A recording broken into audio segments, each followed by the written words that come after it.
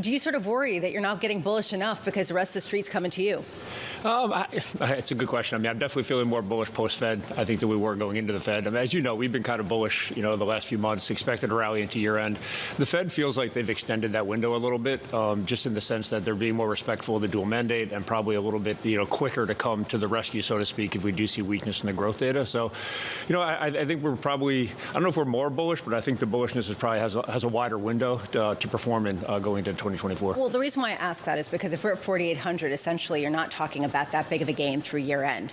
And this comes as you're expecting the economic data to come in strong and to still show this disinflationary trend. So what would it take for you to boost that year end target? Well, I'd have to call up Scott and ask him to do that for us. But, I think, look, from my perspective, we still do have a modest recession in the middle of the year from our U.S. economists. So I think really the question here is, does that recession call continue to get pushed out as it did through much of 2023? And if that happens, and if the Fed is willing to do quote unquote insurance cuts, then the markets are going to be much higher by year end. And I really think that's one of the big topics next year is A, recession, do we get it or not? And B, kind of what is the calculus for the Fed?